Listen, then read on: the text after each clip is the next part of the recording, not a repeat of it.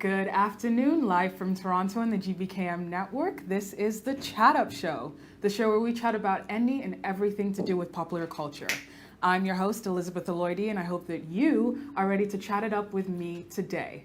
Now, as always, you can keep up with the GBKM network in various ways. You can listen live 24/7 in our web radio station. It's www.gbkm.fm. You can watch live on Facebook and YouTube. It's GBKM TV, where you can like, share, comment, subscribe, all that fun stuff. Join in the conversation. And you can follow us on social media on Instagram at GBKMFM and Twitter at GBKM_FM. Now, you guys, what a few weeks it's been. Hasn't it been a little crazy, a little hectic? There's a lot that's been going on. The world feels like it's come to a standstill for the last 4 months. You know what? It's been a crazy first 6 months of 2020. This has been a year. But before we get into that, I just want to check in with all of you. I hope you're all doing well. How are you doing? Personally, I'm doing okay.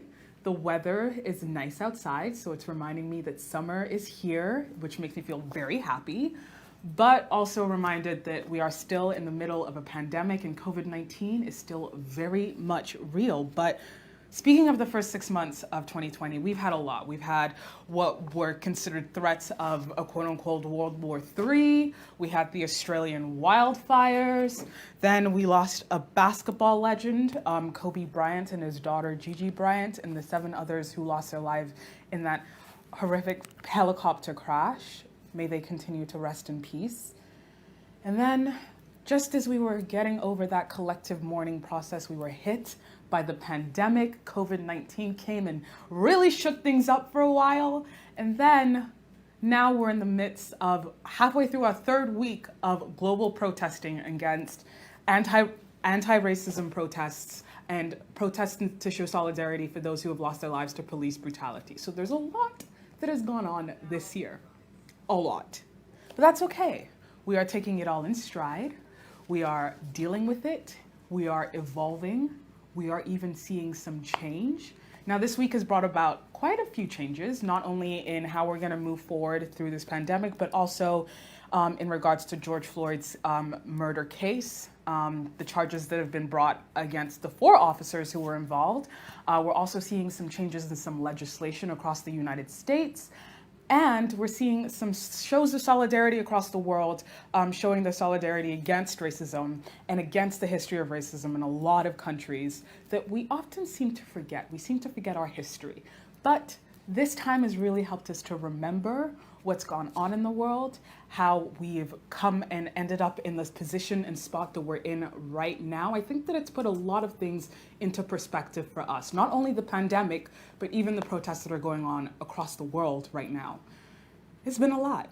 It's been a lot. But first, I want to talk about one major change that happened this week for Ontario. It's that some regions are slowly entering phase 2. Now, as we know, a few months ago, our government announced that we will be going towards reopening different businesses and reopening the economy across the province in different phases, in 3 phases.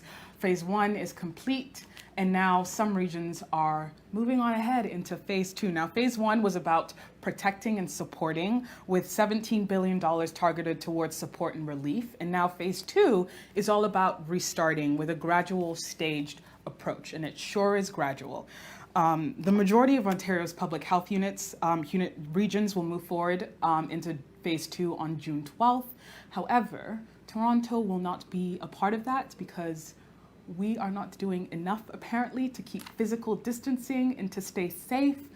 So Toronto, we need to do better so that we can move into the next phase of reopening along with the rest of our province. Now, Toronto is not the only region that isn't reopening. We also see that Windsor and Niagara are not included on the list of regions moving forward into phase 2. We will remain in phase 1 with weekly updates from the government on the ongoing assessment of these regions to determine if we will be able to then move into phase 2 soon. So I'm sorry, Toronto, especially since that is GBKM HQ, summer plans might have to slow down a little bit while we're still keeping up with our physical distancing. We're still remembering that we are in the middle of a pandemic. Though the weather looks great outside and we're still ready to get out and socialize again, we still have our restrictions, okay? So though across the province we are allowed to gather up to 10 people together socially, before it was 5, went up from 5 to 10, that is across the province. There are still some other businesses that will be opening in certain regions as well across Ontario. So we'll be seeing more outdoor dining services at restaurants, bars, and other establishments, including patios, curbside, parking lots, and adjacent properties will reopen. So maybe you'll start seeing some more food trucks as well. We will also see a select tattoo parlors, barbershops, for those who have been crying about getting a lineup, a shape up, get your hair cut, going to the hair salon, getting a new tattoo, getting a new piercing. Some of these parlors and establishments will be opening in certain regions of Ontario. So if you were really, really looking to get your roots dyed in these areas, you are in luck. You will be able to, as of June 12th. Again, Toronto, hang on in there. Sorry, this isn't for us. We're gonna have to sit this one out for a little bit. Also, we'll be seeing some day spas, beauty shops opening up, of course, still with some public health and safety measures in place. Though they are reopening, the restrictions will include no services like facials or anything to do with the face, really, makeup, face wax, threading, getting your eyebrows tinted, all of that. You're still going to need to wait a little bit more to get that done in your salons. Saunas, steam rooms, bathhouses also remain closed, just because keeping things clean between uses it might be a little bit difficult at this time. So those aren't really reopening. Those services aren't really reopening, but for the most part, getting your hair cut, doing that, getting your hair done, you will slowly be able to start doing that in certain areas across Ontario. Shopping malls are also set to reopen, following, of course, existing rules, meaning curbside pickup, online pickup, that kind of stuff. So maybe not really going into the mall to shop like you used to. Instead, you'll just be going in to pick up whatever you can if there's a curbside entrance. If not, chances are you're probably just gonna be visiting the mall to hang out on the outdoor patio of your favorite restaurant or bar. Also, tour guides and services will also be slowly opening up, such as bikes and walking, bus and boat tours, I guess for when we slowly start letting tourists come back in, slowly, that we're not sure that's happening just yet, but slowly, which is hopefully the projection for the future. These services will be up and running and able to accommodate for that. Also, allowing for tasting tours at wineries. So if you're trying to go get your wine on at a winery this summer, some of them will be opening across Ontario. Breweries and distilleries the same. Water recreational facilities such as outdoor splash pads, wading pools, and all swimming pools. Some of them will remain closed, obviously for health concerns, but some may reopen across the province. Beach access and additional camping in Ontario parks are slowly starting to open up. I think that we're seeing that summer is coming quicker than we expected. Honestly, I thought we were going to have a little bit more of the gloomy weather, but we're noticing that it's getting warmer quickly and people wanting to be outside more and doing their usual summer activities. But we still have to remember that there are some health regulations in place, and you also have to take care of your own personal health, regardless of what's going on as well. Just making sure that you're keeping yourself safe can almost guarantee that you're keeping everyone else around you safe. So that includes wearing your face mask or anything to cover your face and nose and mouth. Not your whole face, obviously, you gotta see, but face mask, washing your hands, physical distancing, at least 2 meters, at least 6 feet, at least. Hand sanitizer on deck, all of that. None of that's going away soon. So that's some stuff that we're going to have to keep implementing and keeping up. It's part of the regimen now anyway. I mean, you can't leave your house without your mask, can't leave the house without hand sanitizer. We're used to it. I mean, we're like 3-4 months into this now. We're getting used to it. It's becoming our new normal.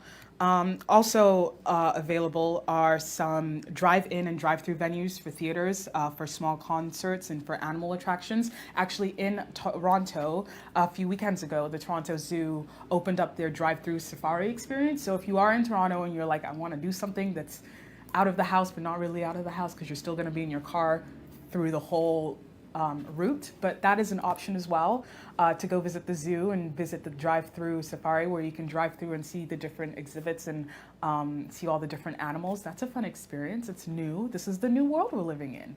It's change. We are embracing the change. So these are some of the changes that we're seeing right now being implemented. Also, film and television production activities, obviously limited because of physical distancing. They will also be allowed to slowly start to resume, ensuring that everyone is keeping a safe distance from one another. Now, weddings. Wedding season is fast approaching, but weddings and funerals with a limit on social gatherings to 10 people in these areas of Ontario will be opening up as well and be allowed to happen. So we're looking for those who are looking to get married in the summer. You may still be allowed to, as long as you only have 7 other guests except the bridegroom and the minister, I guess. So 7 other guests there to witness you and your nuptials. That's fun, right? It's a fun, quaint, intimate wedding gathering of only 10 people. Now, places of worship, which is something that has been on the mind of a lot of people, wondering when they can go back to their places of worship. There is some guidance around that as the part of the province is slowly reopening, and that includes limiting attendance to 30% of building capacity, which means the maximum you're allowed in the building, now you can only have 30% of that, while also having the physical distancing available. So keeping chairs and people seated in the congregations and these places of worship as well, keeping the same physical distance that we've been keeping up with pretty much this whole year. So these are some little changes that we're seeing, hopeful about the future. Now, for those who have kids at home that you're getting ready to kick out because you've just about had enough of them, some childcare centers will shift from only providing emergency childcare to enable a gradual reopening of regular childcare, of course with strict public health measures in place, including limiting operation capacity, meaning there might not be as many people in and hands-on with the kids in the facilities, in the buildings. But that is, of course, up to you if you're ready to take your child back to childcare.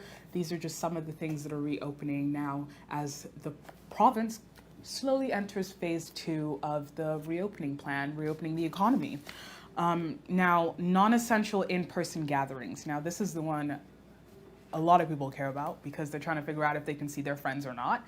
Now, so non-essential in-person gatherings continue to be strongly discouraged. So what that means is the government is telling you, please don't, but if you have to, small outdoor events will be permitted with this new reopening plan. So events like cultural celebrations, animal shows, fundraisers, in line with gathering size restrictions. You know, we can only have 10 people now for social gatherings.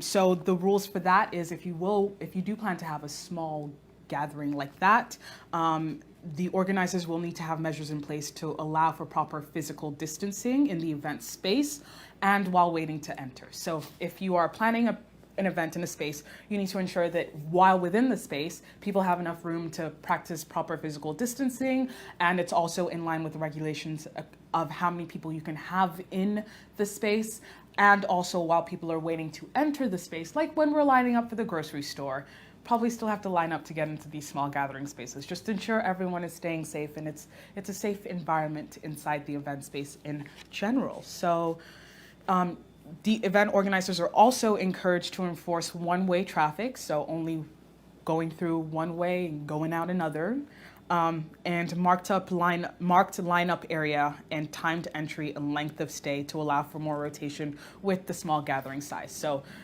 you're on a timer, essentially, if you go out to some of these events that might start taking place once these gatherings are permitted. So yeah, so that's where we are right now. Of course, we won't be seeing the large outdoor events like concerts, large festivals. I shed a tear because I am an avid concert goer. I will say that, to tell you the truth. I miss going to concerts, I'm not gonna lie, but we're gonna have to hold on just a little bit longer as those are still yet not even in the picture. We're not even thinking about those just now. Right now it's on the smaller scale of things. We're going on the smaller side, trying to figure out how we can slowly ease back into society, keeping things as regular as normal as possible. Sorry, I didn't want to use the word normal because what does that even mean anymore? But going back to regular scheduled business as much as we can post-pandemic. Now, Premier Doug Ford does say that entering stage 2 means that parts of the province will see more people back on the job and an opportunity to get back together with friends and family. And although this is extremely encouraging, he urges everyone to exercise caution and continue to follow public health advice as we are not out of the woods yet, okay? So though this is very hopeful, we're excited, we're like, yes, more things are opening up, we can do more things now, we don't have to be cooped up in the house 24/7. Our government's still telling us that we should slow our roll a little bit and remember that we're not completely cleared of this pandemic. We're still kind of in the middle of it. Not all areas of the province are in the same space, which is why not everywhere is reopening at the same rate. We're still waiting and seeing how things go, seeing how this phase 2 works out for certain places, maybe see how we can readjust in the future. But for now, just remember, COVID did not go anywhere. It's still very real. It's still very there. We are still seeing new cases. It's not that we're not seeing any new cases. We still are seeing new cases. In fact, Ontario reported 243 new COVID cases as of Monday and 24 more deaths. And that brings the province to a total of 30,860 cases, which is honestly only 0.8% increase from the previous day, which is the lowest growth rate since early March. Last time we reported these numbers, I had said that we'd seen about a 1% increase, which was low then, but now we're seeing 0.8%, which is lower. But it doesn't mean that we're 100% in the clear yet. The total now in Ontario includes 2,450 deaths and 24,492 cases that have been resolved. So that's about 240 more than the previous day.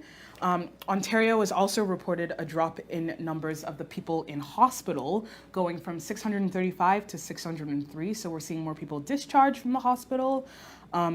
And a trend over the past several days. It's been a trend over the past several days. And 1 week ago, it's reported that there were about 800 people in hospital with COVID-19. And at the end of the last month in May, it was around 900. So just to give you an idea of how much we're coming down, from a week, that's about 200 people out of hospital. So that's hopeful. We're hopeful. We're hoping to be more like New Zealand, have no new cases, but we're getting there, slow and steady, just as long as we remember what we're doing and why we're doing it for. Now, the province also made a promise to increase testing over the few days, but it's been reported that it has completed 15,357 tests in the previous day, which is still short of its 20,000 tests a day goal. But still, more testing's happening, which means we're finding out if more people may have COVID-19 or not. So that's a good place to be. The more we know, the better. You know, information is power. Now, this is generally good news, as I said, for the province, but also reiterating, we're still not in the clear. I think this can be said all over the globe, that even though we are seeing a lot more places reopen, we're starting to see more of a lax on previous restrictions, it's still important to remember that we still don't really have a full 100% grasp on the trend of the virus yet, 100%, to see if there might be a second wave, which is a concern for a lot of experts when it comes to a lot of places reopening right now. We're still concerned about maybe potentially seeing a second wave of the virus, leading us to go back into quarantine and lockdown. So that's something we don't want to do, which means that now, more than ever, it's important that we do listen and we do remember what we're doing and why we're doing it to ensure that our communities come out stronger on the other side of this pandemic. So wash your hands, physical distancing, you know, hugging people and seeing people that you've missed and all of that is so well and dandy, but we also have to remember this is for safety, public health and safety, okay? Now, Prime Minister Justin Trudeau says that he will also be introducing a limited exemption to the cross-border ban on non-essential travel to allow for families to reunite. So families who have been separated due to the lockdown and the closing of borders across the world. Now he is hoping to reopen it so that they can reunite. Now, this will apply to immediate family members of Canadian citizens or permanent residents, okay, seeking to come to Canada who are either spouses, children, and the parents of minor children, the Prime Minister said. But he also warned that anyone entering the country under the new exemption would be required to go into quarantine for 14 days after entry. So that is still in place. Though you may be allowed to come home to your family, you still need to self-isolate for 14 days upon entry. Also proving at the airport that you have a space to self-isolate, otherwise you will be provided, I guess, the quarantine quarters, if you will. Prime Minister Trudeau says that if you don't follow these rules, you could face serious penalties. So for families looking to reunite with their loved ones in Canada and they're coming from outside of Canada, if you're looking to reunite with your family and you're in Canada, these are the regulations that there might be a possibility for you guys to reunite, but you still have to go through the 14-day safe self-isolation just to stay safe. Okay, so those are some changes that's going on in our province, but I do want to talk about what's going on worldwide just to give it a little bit more perspective, because we're seeing a lot that's going on in the news. You know, it seems like everybody's out in the streets protesting, but we still know that there is a pandemic going on. And the WHO really wants to remind us of this. But first, I do want to say that this works. One country that has been able to come outside of their lockdown quarantine period and come back to returning to some semblance of normalcy is New Zealand. New Zealand has no active coronavirus cases, no new cases, officials said as of Monday. So that's something to hope for, that there is the bright light at the end of the tunnel, that we're not just keeping ourselves separated from everyone for nothing, that it can really work to help flatten the curve of the virus. And we're seeing that already across the province, that the curve is slowly flattening out, slowly, surely, keeping the hope alive, am I right? But yeah, New Zealand declared that life could return to a form of pre-pandemic normal as of Monday. Since the pandemic began, the country reported 1,504 cases. There was a point in time in Ontario that those were the number of cases we had in a day. So again, some perspective of how many new cases we have in a day compared to where we were before. But anyway, so New Zealand had reported 1,504 cases and 22 deaths nationally. And it's been widely praised for how they handled the pandemic from the beginning. They were one of the first to go on lockdown, very strict, and they were one of the first to start reopening. I know that I have been hearing about New Zealand slowly reopening and not having any new cases for the last at least month or so. So that's something to give you some hope about. Maybe you're starting to really go a little stir crazy being stuck at home with your whole family, or you're just being stuck at home with nothing else really to do. Just remember that just a little bit longer, just hang in there just a little bit longer. And if you ever need some tips to rejudge time in quarantine, figure out what you can do, parents with kids, we have been giving some tips and what you can be doing during quarantine all through this process on the Chatt Up Show, or all through this period on the Chatt Up Show. So you can go back, watch, get refreshed, get some new ideas of how you can revamp life in quarantine, life on lockdown, if you will. But it's not so bad. I mean, now we're able to, walk outside a little bit more. I'm seeing a lot more people going on walks, and, getting fit isn't so bad, right? Being out in the sun isn't so bad. It's nice. The weather's nice out here. Maybe you just need to go for those daily walks for a little bit longer and find a new route so you can spice things up so it's not the same route every single day. Those are ways you can change things up a little bit as we're slowly starting to go into hopefully phase 2 here in Toronto, but as the rest of the country slowly also phases into reopening completely. So it's just about getting creative. We got to be creative at this point. Now it's really about the creative juices flowing, figuring out how you can keep things alive, keep things fun and fresh while we're still kind of stuck inside.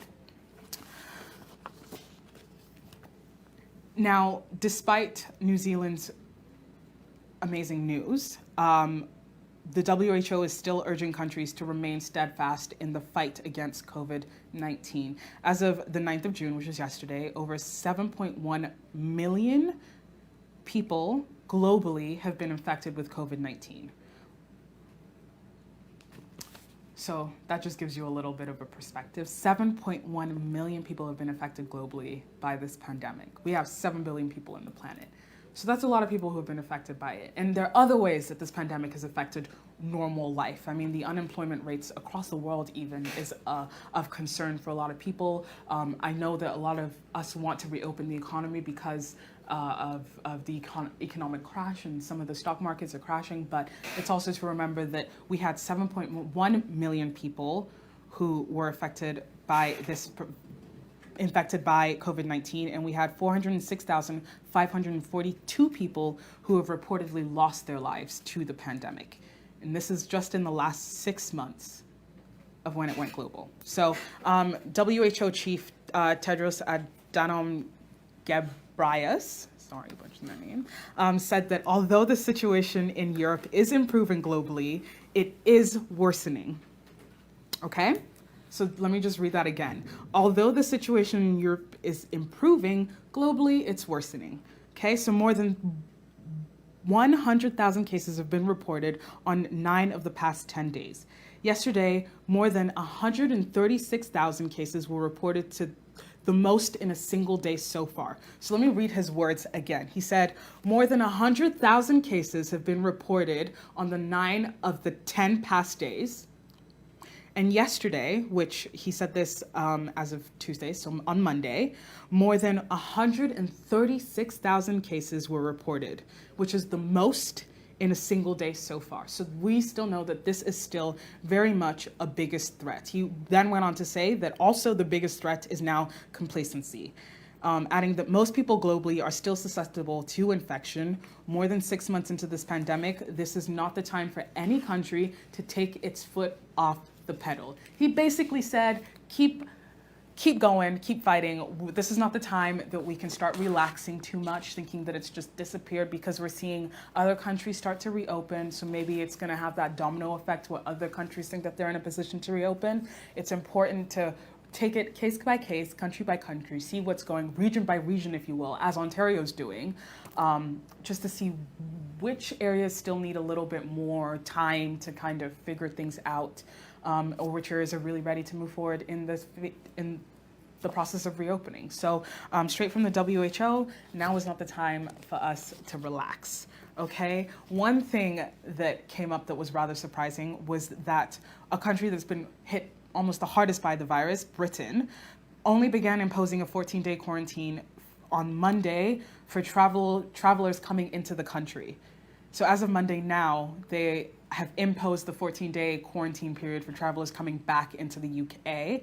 Now, this is coming months after so many countries worldwide had already implemented those measures of control to stop the spread of coronavirus. And a lot of critics are saying that this is a little too late, and they worry about how this might even have positive impact or even be helpful in any way, as it's so late now in the game. I mean, it's getting up to 4 months that we've been in this on this side of the globe, and in Britain as well, that since lockdown has been enforced heavily. So it's a little strange that now they've imposed that, but that's what's happening across the globe. But also in the US, it's also amongst the list of some of the hardest hit by the virus. New York specifically, which was one of the most impacted cities in America, is planning to reopen slowly.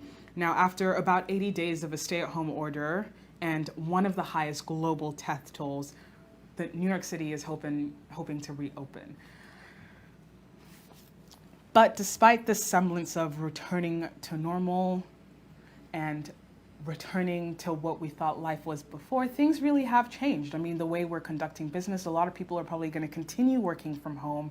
A lot of companies are probably going to have more work from home days, that kind of stuff. A lot of business has gone online. Things have changed. It's not really stayed the same. Unemployment, of course, is a major issue and has been a major issue since the beginning of the pandemic. It's impacted a lot of people. It's disproportionately impacted, of course, the Black community in America, which is why a lot of people are also protesting right now. But unemployment is still an issue. People are still trying to figure out how they can get their jobs back, how they'll be able to survive once those stimulus checks stop coming. I know that in Canada and Ontario, CRB is still being handed out, I believe, until October. So it's still an uncertainty. We don't know how long this pandemic is really going to go on for. We don't really know what's going to happen even next month, let alone by the end of the year. So it's really just taking it on a month-to-month case. But a lot of people are worried, and rightfully so. There's a lot of uncertainty in the air right now. And unemployment is just one of the things that people are really feeling, and has really impacted more so than the virus, is that people can't make money the way they used to before the pandemic. But it's important to remember that we still have to keep up with the same things with more enforcement of face coverings and masks use in public spaces. A lot of grocery stores won't even let you in without a face covering or a mask at least. This is put in place just to protect everyone, including yourself. We still need to be practicing our physical distancing as much as we can. We also need to remember our hand washing, hand sanitizing, all of that. All of this stuff we've been talking about since the beginning of this pandemic, we still got to remember, we still got to have to keep somewhat in place just so we can really, really come out the other side stronger than ever. And hopefully we too will be like New Zealand, where we can all be free and able to see no new cases, no current cases, and be able to reopen and somewhat go back to some kind of normal, the new normal. Now, with that, we're going to go on a quick break, but once we are back, we're going to be talking about a different kind of change, and that's the change that comes when protesting goes global. So stay tuned, we'll be back from our commercial break. As the world fights this coronavirus, we are standing together as a family. My name is Kevin. I'm a fan of GBKM. My name is Pastor Clement Omozane. I'm Medea, your red carpet host. I am your host, Ellen Roxon, for the show Talk That Talk here on GBKM FM. I'm a mother and a teacher. I stand with everyone at this time. And my name is OJ Ebobo, co-host of the King's Domain. Hi, I'm Elizabeth Galoidi, the host of the Chatt Up Show on GBKM. My name is Kenny Bazwai, President and CEO, GBKM FM and TV. We stand with all the community affected by this pandemic. Welcome back to the Chatt Up Show. I'm your host, Elizabeth Galoidi, and I've been chatting it up with you today. We've been talking about how we're going to be seeing some changes in terms of our new normal in the midst of the pandemic as parts of Ontario start to go into phase 2 of the reopening plan. We're going to start seeing some more business opening up. And we're just overall seeing changes in how we're conducting everyday life now anyway, as we have been for the last 4 months. But one change I do want to talk about is the protests that's been happening for the last 3 weeks. We're halfway through the 3rd week of protesting, global protesting of police brutality and anti-racism. And honestly, I'm in awe. I saw a video of Los Angeles the other day, and just to see how many people came together to say enough is enough, we're fighting for justice, and our terms will be met, and you will hear us. I was shook a little bit. So many people coming together to fight for the same cause. I mean, it's 2020, you'd hope we don't have to fight for these causes anymore, fighting for justice, but alas, here we are. Now, last week we went through the chronological order of events to kind of give a framework and an idea of how we got to this point, how we got to these global protests, how we ended up seeing a lot of rioting and looting, a lot of burnings, and also over the last few weeks seeing even more videos of police brutality as well. But one thing that has kept the hope alive in me and in others, I'm sure too, is that these protests have seemed to bring about some change. Not only to do with George Floyd's case, but overall, in America and even in some parts of Europe, some changes are being implemented just to show some solidarity, to fight for justice, and to also fix a system that for a while we can admit has been broken and was built for inequality, if you will. Now, one major change is to do with George Floyd's case, and that is all 4 of the officers that were on scene, if you will, were charged and arrested. Now, also, Derek Chauvin, who was the man who had his knee on George Floyd's neck, his charges have also been raised, which was something that a lot of protesters were calling for. A lot of people were protesting, writing emails, sending emails to the police department, to the state prosecutor's office, to state government, to city council, signing petitions.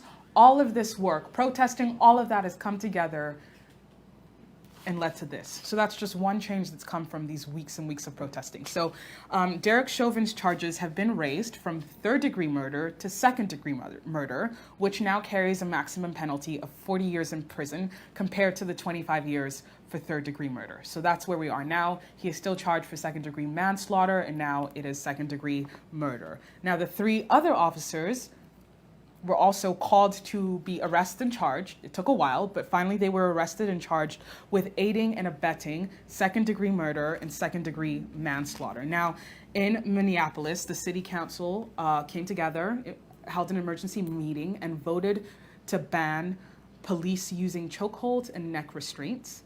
The vote also adjusted police protocols, requiring officers to intervene and make a report if they witness excessive use of force or face severe disciplinary measures if they fail to do so. So that is basically calling for cops to really keep each other accountable while you're on scene, while you're doing your job. Hold each other to a higher regard than they were doing before, and make sure that those who aren't doing the job that they set out to do face the correct consequences for their actions. This is something that we haven't seen a lot, is that we've seen a lot of times when a police officer does something bad, other cops try to put out a statement quickly to kind of cover it up and like make it seem nicer, sugarcoated, if you will.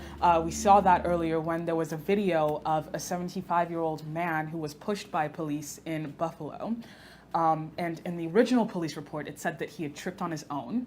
But when a video came out of the incident, it showed that police officers had come in contact with the man.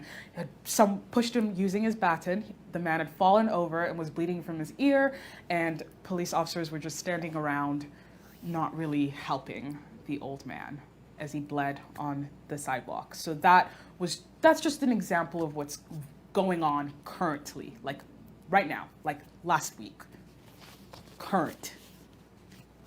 But yeah, so we see these changes happen in this, Minneapolis with city council banning the use of chokeholds and neck restraints. So that's some change that's happening. Also urging police officers to hold each other accountable. Now, other places like Dallas, New Jersey, and even Maryland are also reviewing officers' use of force guidelines and reforming or adding duty to intervene protocols. So similar to Minneapolis, where cops will be able to intervene and essentially call out their colleagues for not doing the right thing. In the fight for justice for Breonna Taylor now, last week, Louisville Metro Council Safety Committee voted to approve Breonna's law. Now, this law is a proposed legislation that would regulate no-knock warrants. It would require officers to complete a detailed warrant application that must be signed off by the chief of police and other high-ranking officers with the Louisville Metro Police Department. Why this is significant is because plainclothes detectives were able to enter Breonna Taylor's home and shot her 8 times with the no-knock warrant rule, so they didn't need to essentially get any sign off on it. They were able to just go in saying that they had a warrant to search the premises for illegal drugs, and that's how Breonna Taylor lost her life. So this new law would require police officers to get the sign off needed before they are able to enter anyone's home, essentially. Now, no-knock warrants with this new law as well, no-knock warrants could only be sought in cases involving a threat of harm or death to officers and civilians. In this case, they had used it to go check for illegal drugs, but now it's been altered in a way to make sure that it's only being used in cases involving a threat of harm or death to officers and civilians. And the proposed law would also require officers to use body cameras while they are, I guess, going through with their no-knock warrants. So these are just some changes regarding the deaths that have happened recently at the hands of the police, and a lot of the reason people are protesting.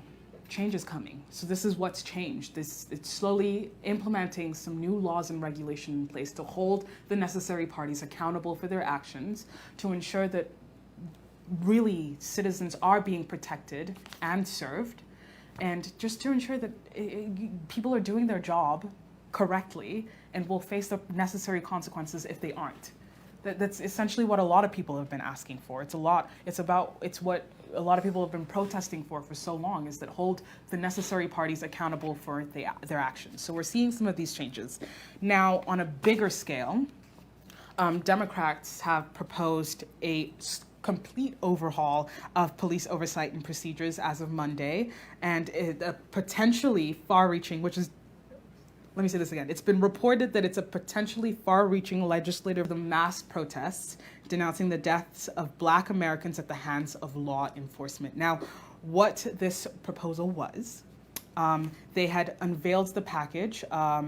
Before unveiling the package, House and Senate Democrats held a moment of silence at the Capitol's Emancipation Hall, reading the names of George Floyd and others killed during police interactions, where they also knelt for 8 minutes and 46 seconds, which was the length of time Derek Chauvin had his knee on George Floyd's neck, restricting his airway. All doing this while wearing kente cloth. Now this in itself, symbolism, it is an image that will be forever ingrained in our minds. It is, as some may consider it, a pivotal point in history. But a lot of people can't get over the fact that they're wearing the kente cloth, which has origins from Ghana. A lot of people on social media felt some way about it and felt that it was too performative, it was too much of a show, it was taking away from what really needed to happen and was to put the bill through to allow for the necessary changes to happen. People are feeling that they don't need these performative acts. I mean, we're seeing police officers as well across the country in the United States kneeling in solidarity. Meanwhile, we're still seeing the same videos of police brutality at the protests as well against peaceful protesters. So a lot of people are feeling like we don't want to see the performance, we want to see action. Now is the time for action. What are we going to do? What are you going to do as the government to ensure we see the changes that we need so that everyone has the true freedom that is declared in the Constitution, essentially? Now, this specific piece of legislation seeks for police to reform in police accountability, again, holding those who are not doing their job the right way accountable. Also police transparency through data, police training, and policies and justice for victims of lynching. Now, the proposed bill would grant power to the Department of Justice's Civil Rights Division to issue subpoenas to police departments to conduct pattern and practice investigations into discriminatory and unconstitutional police practices. Basically, having someone in place who can call them out for whatever nonsense. Additionally, it would provide grants to state attorney generals to create an independent process to investigate misconduct or excessive use of force by the police. So instead of it all being internal affairs, being internal within the police departments, conducting these investigations, having some funds set in place to allow for outside sources to investigate these claims. Some changes, y'all. Changes are happening. Now, these changes outlined under police transparency, including establishing a federal register of police misconduct complaints and whether disciplinary action was taken. So it's basically a registry saying, this is a police officer who has done so, and this is the action that has been taken against, or the consequences they've faced for those actions. And it also helps that this will be public, so we can also see it as well for ourselves. It's kind of like the sex registry or sex offender registry, where you are required to register, especially in areas like schools, parks, stuff like that. This will require police officers to be registered if they have any misconduct claims against them, and to also keep the police departments accountable for the action that is taken, because if the whole world can see it, I mean, right now the whole world is watching, right? That's why some people are feeling these changes are coming, because we're all watching it at the same time, all seeing the same updates on social media, on the news, everything. So we're all keeping updated, we're all glued in. This isn't something that it's gonna be buried or swept under the carpet, rather. This is something the whole world is watching and seeing if actual change will come of it. So we're hoping that these changes will continue.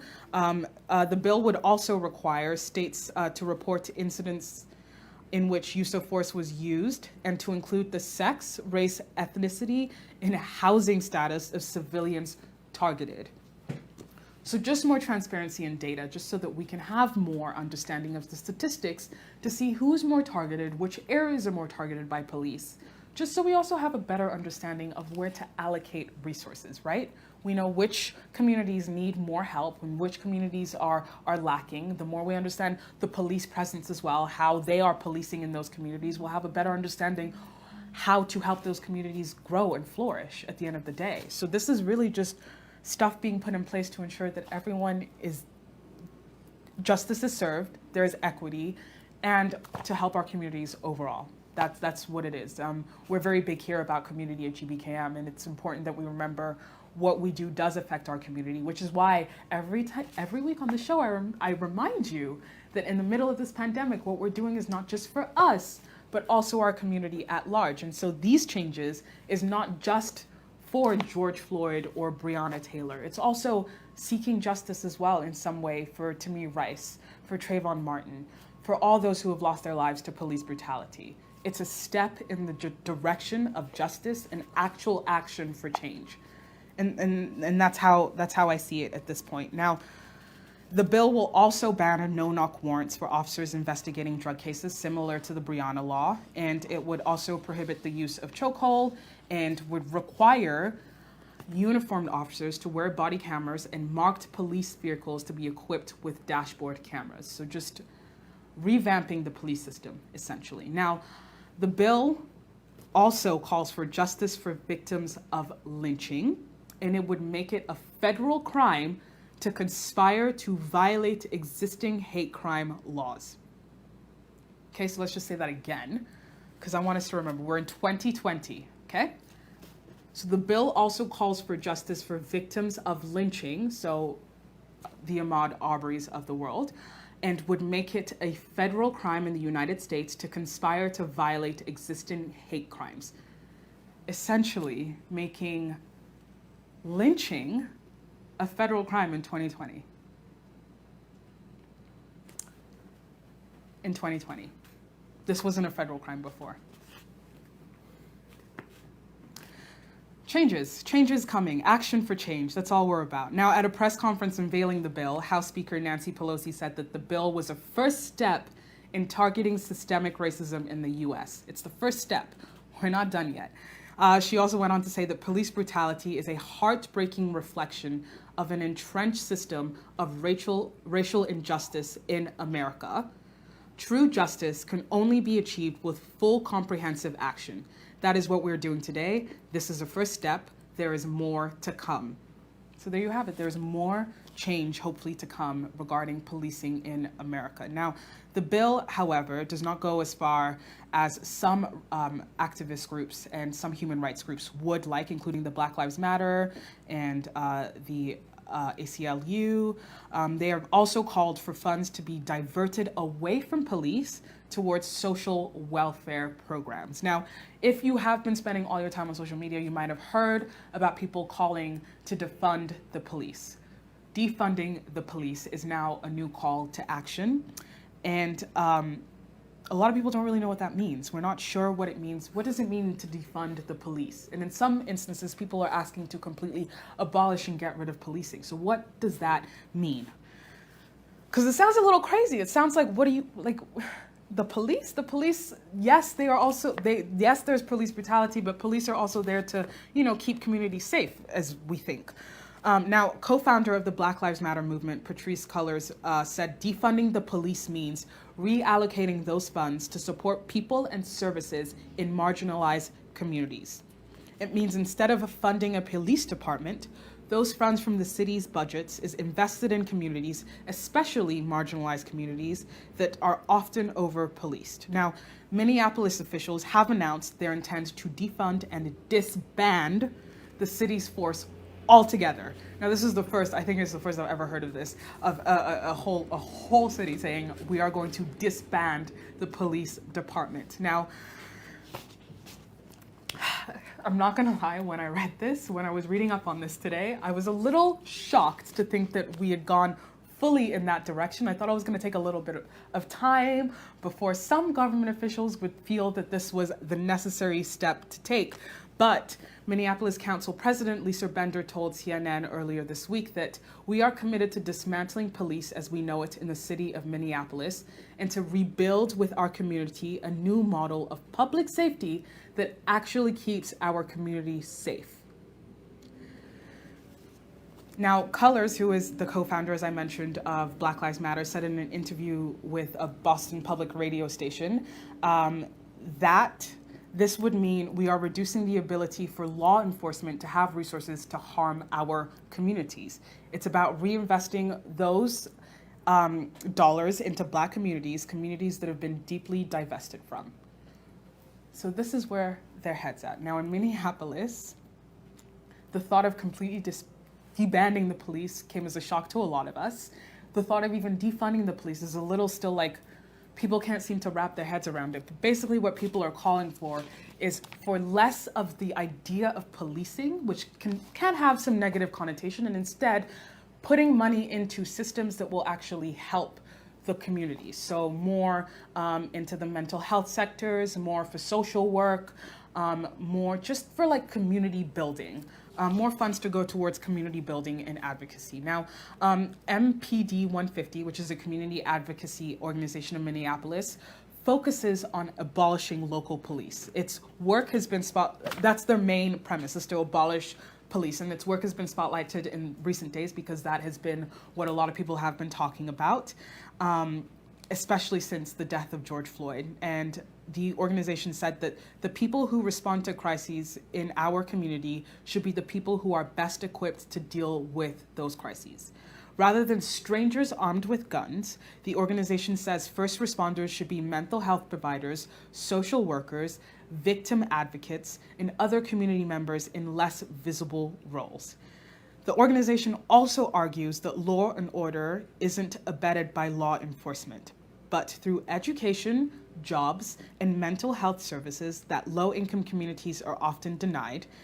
MPD 150 and other police abolition organizations want wider access to all of those, all three things. So this is what the idea is around Minneapolis disbanding the police department. It's hoping that more of the funds will be allocated towards more community-driven work, essentially.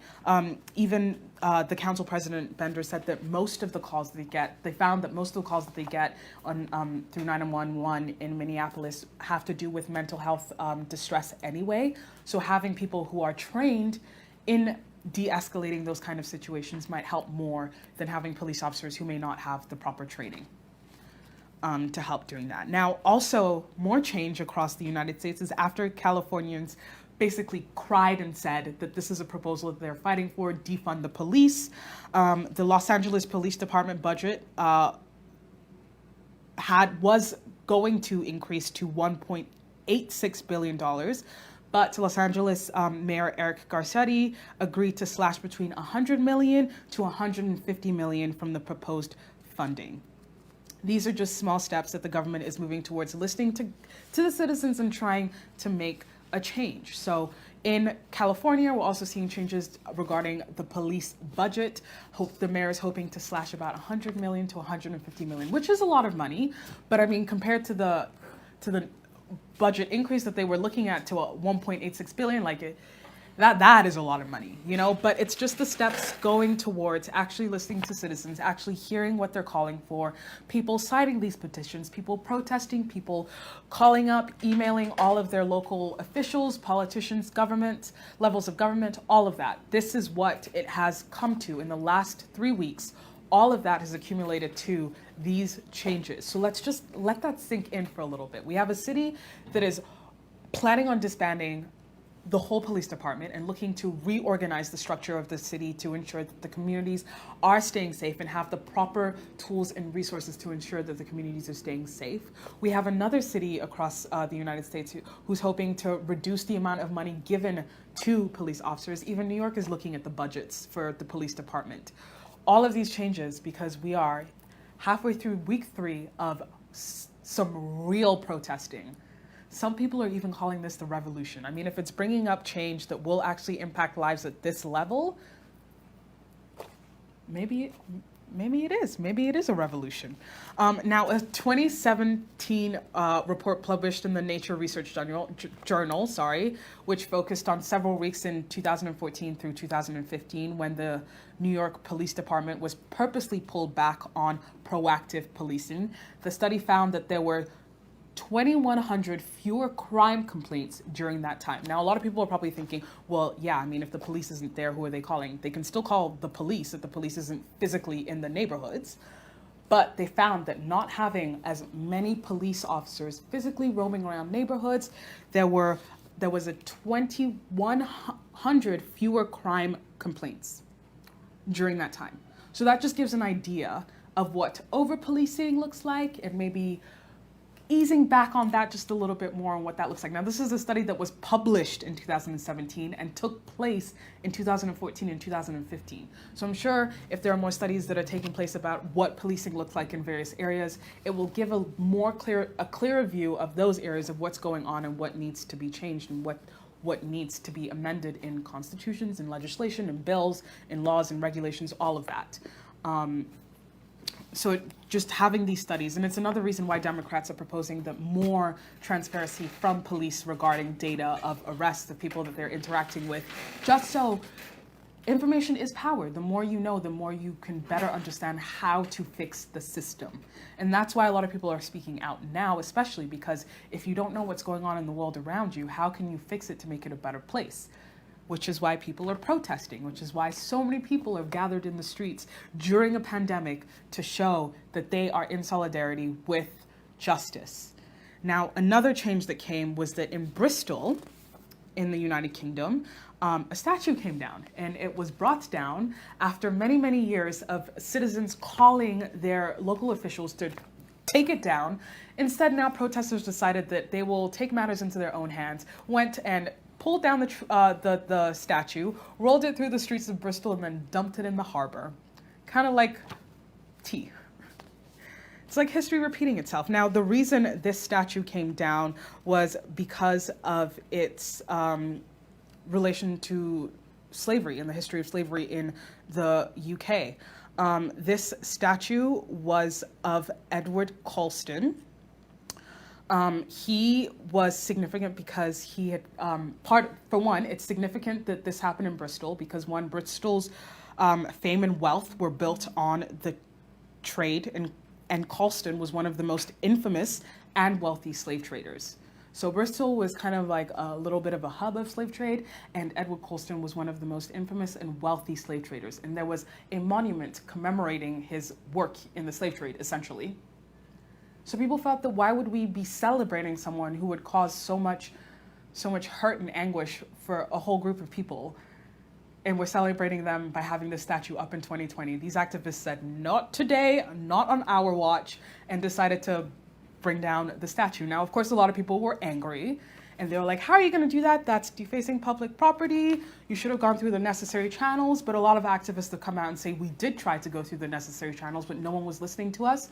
So if this is what it comes to, this is what it comes to. And that in itself has caused a domino effect. Now in Belgium, in Antwerp, in the city of Antwerp, authorities took down a statue of King Leopold II and placed it in a museum. I mean, placing it in a museum. Let's remember who King Leopold was just for a second. He is the Belgian king, and his colonial regime was responsible for the death of over 10 million Congolese people at the turn of the 20th century. So let me just say that again. His colonial regime was responsible for the death of over 10 million Congolese people. So just people from the Congo, over 10 million of them, lost their life due to his colonial regime, which is why the statue came down. It's just remembering the history and remembering which areas of the world also participated in the slave trade, also remembering a lot of these monuments and a lot of these figures who are so revered in history have a very dark side to them and have caused a lot of death and destruction in their wake for a lot of continents, not just the continent of Africa, but even Asia too. So knowing our history will really help us make the necessary changes so that we don't repeat history as we have been for so long. and we move in the direction of change, positive change and justice for all. That's what everyone is really fighting for. I mean, even in London, London mayor also said that they will be looking to take down some of the monuments in London because of London's involvement also being a port for slave trade as well, historically. Just remembering that history still has some very deep wounds, and just being sensitive to that and remembering that not all history is nice and great and grand and should be as celebrated. History should also be used as a lesson not to repeat in the future.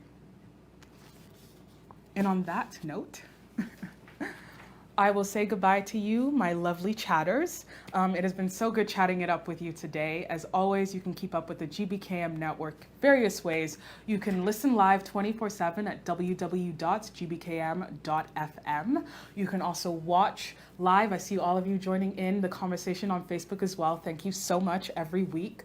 And you could also join in by going to GBKM TV on Facebook and YouTube, or you can follow us on social media as well for more updates about what's going on with us at the station on Instagram at GBKM-FM and Twitter at GBKM_FM. You can also follow me, your host, Elizabeth Aloidi, on Twitter and Instagram at TIS_Liz_O, where I'm also posting different ways that you can donate, sign petitions to different organizations, helping the fight against racism and fighting for justice across the world. But with that, I will let you all go. It has been great chatting with you. I cannot wait to chat it up with you next week at the same time, same place. Please stay safe, take care of yourself, wash your hands, 6 feet apart, physical distancing, all of that. And I will see you next week. Take care.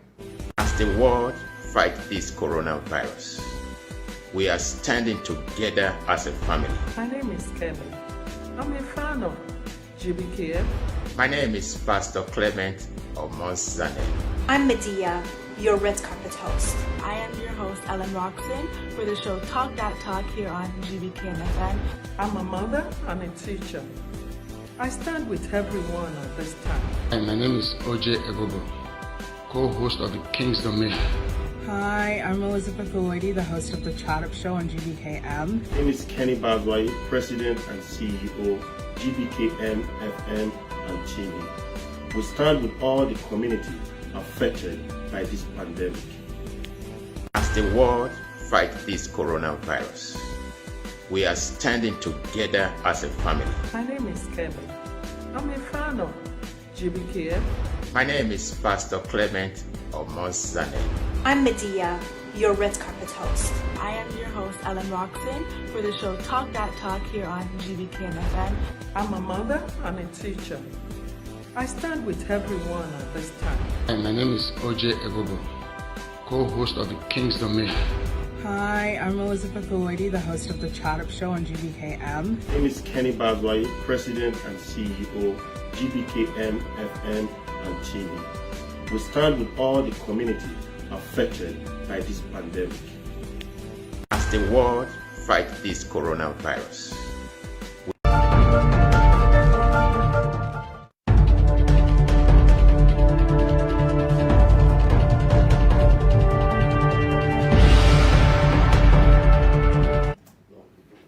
Good afternoon, live from Toronto on the GBKM network. This is the Chatt Up Show, the show where we chat about any and everything to do with popular culture. I'm your host, Elizabeth Aloidi, and I hope that you are ready to chat it up with me today. Now, as always, you can keep up with the GBKM network in various ways. You can listen live 24/7 in our web radio station. It's www.gbkm.fm. You can watch live on Facebook and YouTube. It's GBKM TV, where you can like, share, comment, subscribe, all that fun stuff. Join in the conversation. And you can follow us on social media on Instagram at GBKM-FM and Twitter at GBKM_FM. Now, you guys, what a few weeks it's been. Hasn't it been a little crazy, a little hectic? There's a lot that's been going on. The world feels like it's come to a standstill for the last 4 months. You know what? It's been a crazy first 6 months of 2020. This has been a year. But before we get into that, I just want to check in with all of you. I hope you're all doing well. How are you doing? Personally, I'm doing okay. The weather is nice outside, so it's reminding me that summer is here, which makes me feel very happy, but also reminded that we are still in the middle of a pandemic and COVID-19 is still very much real. But speaking of the first 6 months of 2020, we've had a lot. We've had what were considered threats of a quote-unquote World War III. We had the Australian wildfires. Then we lost a basketball legend, Kobe Bryant and his daughter Gigi Bryant, and the 7 others who lost their lives in that horrific helicopter crash. May they continue to rest in peace. And then, just as we were getting over that collective mourning process, we were hit by the pandemic. COVID-19 came and really shook things up for a while. And then now we're in the midst of halfway through our 3rd week of global protesting against anti-racism protests and protests to show solidarity for those who have lost their lives to police brutality. So there's a lot that has gone on this year. A lot. But that's okay. We are taking it all in stride. We are dealing with it. We are evolving. We are even seeing some change. Now, this week has brought about quite a few changes, not only in how we're going to move forward through this pandemic, but also in regards to George Floyd's murder case, the charges that have been brought against the 4 officers who were involved. We're also seeing some changes in some legislation across the United States. And we're seeing some shows of solidarity across the world, showing their solidarity against racism and against the history of racism in a lot of countries that we often seem to forget. We seem to forget our history. But this time is really